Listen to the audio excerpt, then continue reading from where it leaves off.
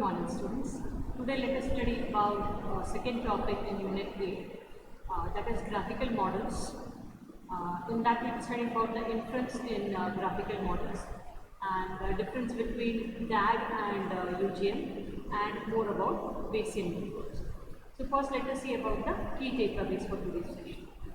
So we basically have a brief introduction on graph models. We will see about various types of probabilities. We will be having conditional probability, we will be having joint probability, we will be studying more about it. Then we will be seeing more about the Bayesian network, which is basically a DAG, directed or cyclic graph, and it has major applications in prediction and classification, very useful in disease classification and prediction. And then let us see about the comparison between DAG, directed or cyclic graph, and undirected graphical models.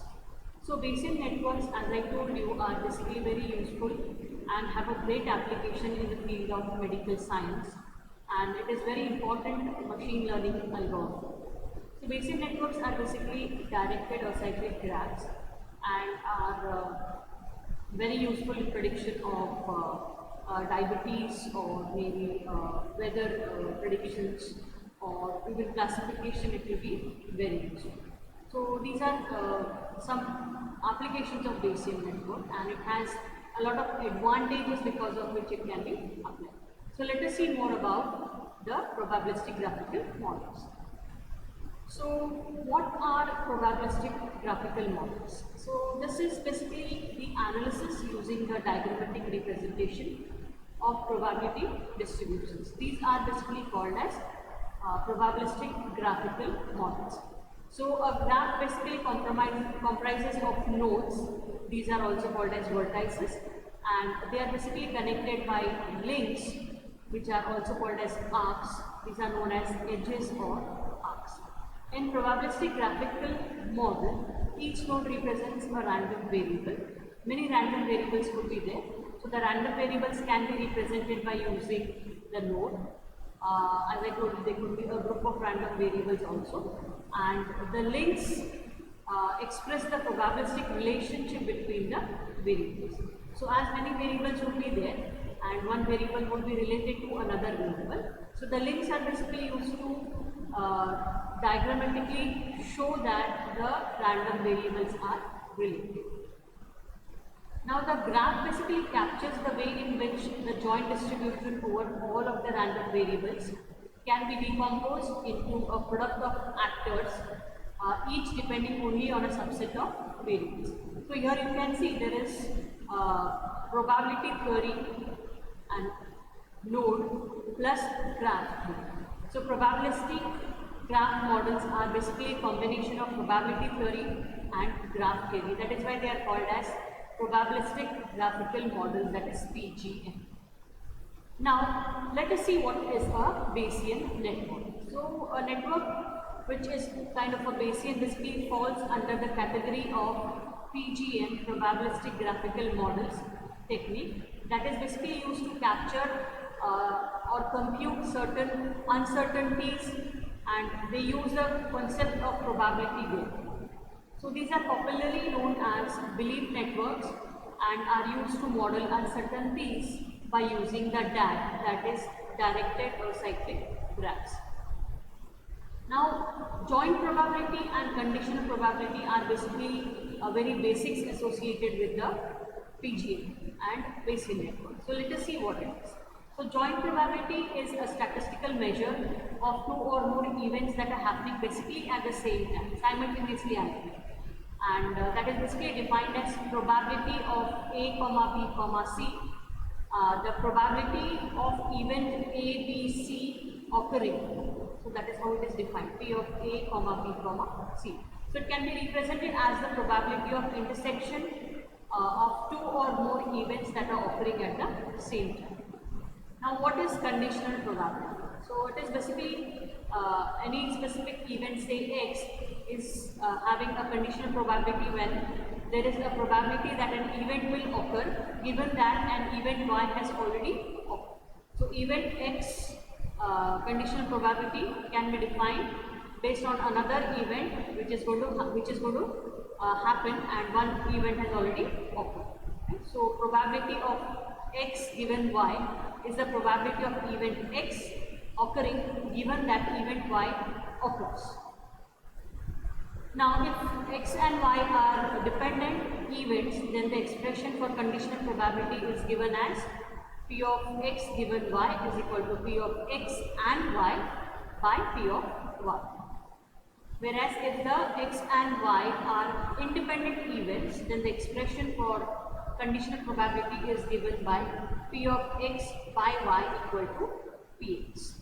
So this is how a conditional probability can be defined.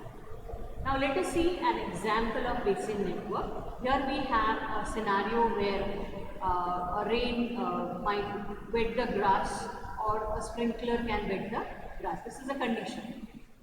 Grass is going to be wet maybe by a sprinkler or maybe by rain. Now we want to determine the probability or the possibility of the grass being wet or dry, and it depends on the occurrences of different seasons. Now if it is rainy season, obviously it would not be wet by the sprinkler, and if it is summer season, obviously it would be not wet by rain. So weather is basically a factor which might affect this. So weather has three states. You have sunny, cloudy and rain. Now there are basically two possibilities for the grass. It can be wet or dry, and the sprinkler of course can be on or off. And if it is rainy, the grass gets wet by the rain, and if it is sunny and if the grass is wet, we assume that it is from by pouring water from the spring. Now, what other questions basically a Bayesian network can answer? So when there are a lot of probabilities of Bayesian network, they reflect about the weather and lawn, and then the Bayesian network can answer questions like what is the probability that the rain or the sprinkler makes the lawn wet, and if the probability of rain increases, how will it impact the use of sprinkler to watering the lawn. So these are the questions that are basically answered by Bayesian network. Now suppose the grass is wet. So this could be contributed by one of the two reasons. Firstly, it was raining, and if it was not raining, secondly, the sprinklers are turned on. So using the Bayes rule, one can deduce the most contributing factor towards the wet grass, which is the case due to rains. Now, this is what can be predicted or can be found out by using Bayesian networks. Now, there are a lot of advantages of Bayesian network. Firstly, they visually represent all the relationship between the variables in the system, and that is done by connecting the different arcs. Whenever there is an arc between the two random variables or two nodes, that means there is a relationship, and that is basically visually visible through Bayesian networks. And it is very easy to recognize the dependence and the independence between various nodes. Now Bayesian networks can handle situations where the data set is incomplete, since the model accounts dependency between all the variables. So it is a great advantage that it can work even with incomplete data. So Bayesian networks can basically map scenarios where it is not feasible or practical to measure all variables due to system constraints. So it could affect the cost, and maybe more sensors may be needed. So not enough sensors are there basically to map in the scenarios. But still it can work with minimum sensors, with maybe at times some sensors not giving you. Now they help you to model noisy systems. So they can work very nicely when there is a lot of noise.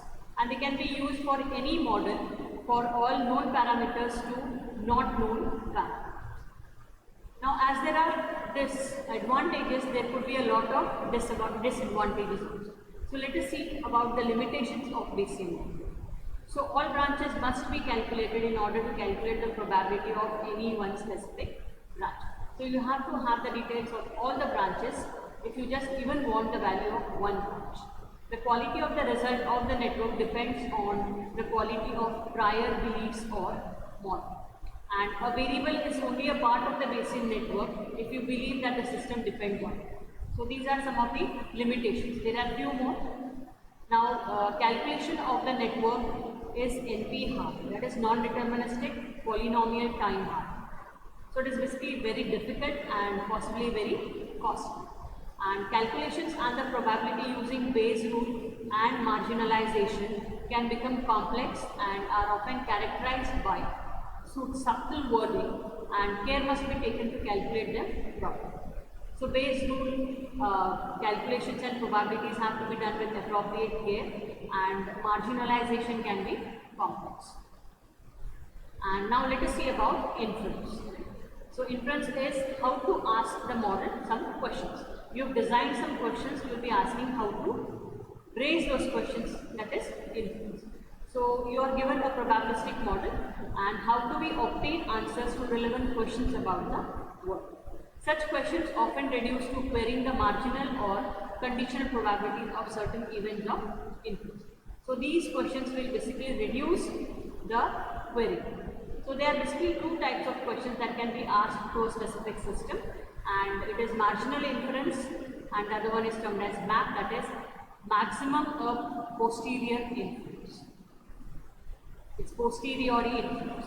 So marginal inference basically refers to what is the probability of a given variable in a model after we sum everything else out. So after everything is summed out, what will be the probability of a specific given variable in the model. So an example query would be determine the probability that a random house would have 3 BHK, that is 3 bedrooms, or it could have 2 bedrooms. Here it is basically specified as 3 bedrooms.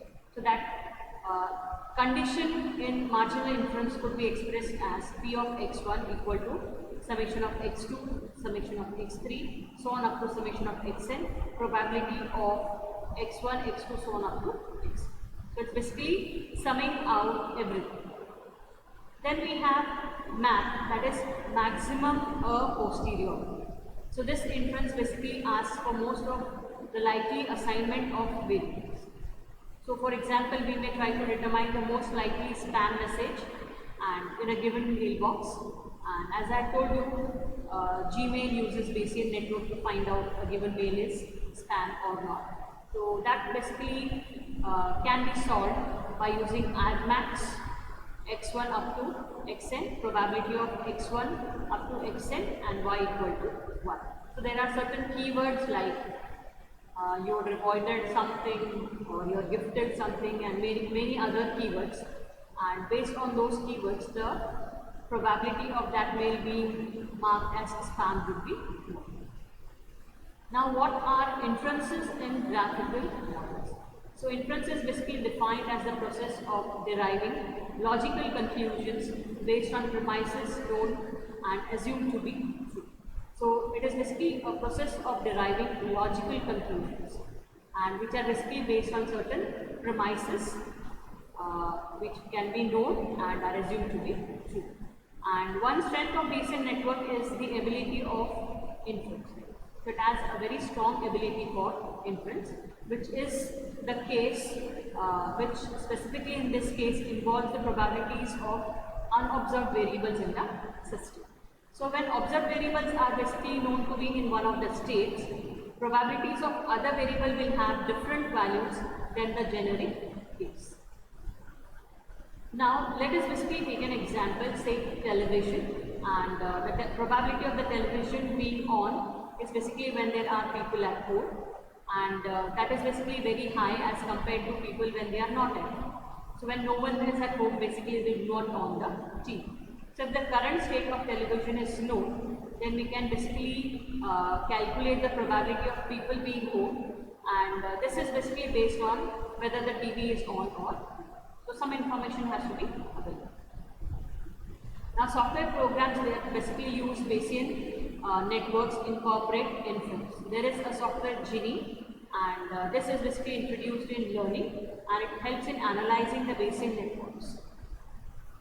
Now let us see the difference between DAG and UGM. DAG basically stands for directed acyclic graph, and UGM basically stands for undirected graphical models. So the directed edges in a DAG give causal relationship, and DAGs are also called as Bayesian networks. And the undirected edges in UGM, they basically give correlation between the variables, and UGMs are also known as Markov random fields, that is MRF. Now this is an example of DAG versus UGM. Here you can see there is a receptor X which is connected to a kinase C, and similarly there is a receptor B which is basically connected to kinase B and E. So there is an arrow being indicated between A and C and B and kinase D and E. So that is an indication that this is directed graph and these are the different random variables. A similar situation is basically shown for UGM, where there is a receptor X1 and there is a kinase X or X2, right? So there is no arrow being shown. So that means this is basically an example of UGM, that is undirected graphical model. There are no arrows basically.